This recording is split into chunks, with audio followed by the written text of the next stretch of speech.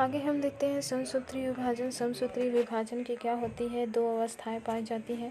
सबसे पहले जो होता है वो केंद्रक विभाजन होता है और दूसरा जो होता है कोशिका द्रव विभाजन होता है। समसूत्री विभाजन की कितनी अवस्थाएं होती है, दो अवस्था। पहले जो होगा वो किस में विभाजन होगा, केंद्रक में विभाजन होगा, लेकिन दूसरा जो होगा वो किस में विभाजन होगा, कोशिका द्रव में विभाजन होगा। तो इसमें हम देखते हैं केंद्रक। केंद्रक विभाजन क्या होता है, इसमें जो केंद्रक होता है वो एक केंद्रक होते हैं और एक केंद्रक जब डिवाइड होता है तो ये क्या कर लेते हैं, दो केंद्रक का निर्माण कर लेते हैं। केंद्रक का निर्माण करेंगे दो केंद्रक का। इस अवस्था में एक सिंपल सा केंद्रक होता है, वो आगे क्या होते हैं, डिवाइड हो जाते हैं और डिवाइड होने के बाद दो केंद्रक का निर्माण कर लेते हैं। इसको केंद्रक विभाजन या कैरियोकाइनेसिस कहा जाता है। साइटोकाइनेसिस या कोशिका द्रव विभाजन देख लेते हैं। कोशिका विभाजन की इस अवस्था में कोशिका द्रव विभाजित होता है और एक मातृ कोशिका से दो संतति कोशिका का निर्माण होता है। सेम होगा, ये कोई कोशिका द्रव है, कोशिका द्रव जब विभाजित होगा तो वो दो संतति कोशिका का निर्माण कर लेता है।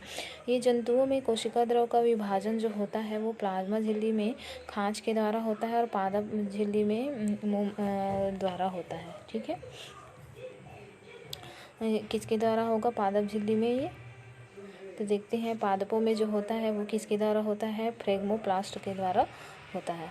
ठीक, कोशिका विभाजन जो होगा वो क्या है, कोशिका विभाजन की अवस्था में कोशिका द्रव में होगा। कहाँ पर होगा, मातृ कोशिका डिवाइड होगा जो क्या करेगा, दो संतति कोशिका का निर्माण होगा। जंतु कोशिका में कोशिका द्रव का विभाजन जो होता है प्लाज्मा झिल्ली में क्या कर लेता है, खांच बना लेता है।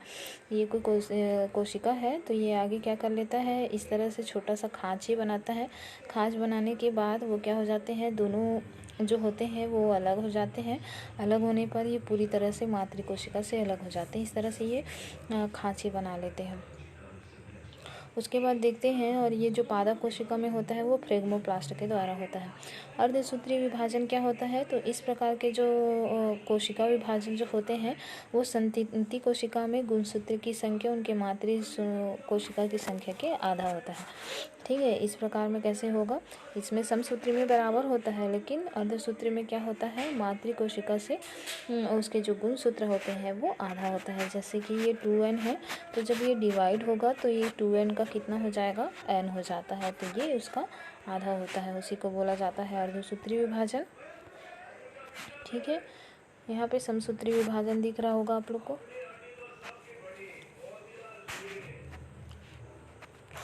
समसूत्री कोशिका विभाजन या समसूत्रण, तो ये क्या होता है, समसूत्री कोशिका विभाजन में क्या होता है, ये समसूत्रण साधारण विभाजन होता है जिसकी दो चरणों में पूर्ण होती है। एक तो होता है कोशिका के केंद्रक का विभाजन और दूसरा होता है केंद्रक जिसको हम कैरियोकाइनेसिस कहते हैं, और द्वितीय चरण में क्या होता है, कोशिका द्रव।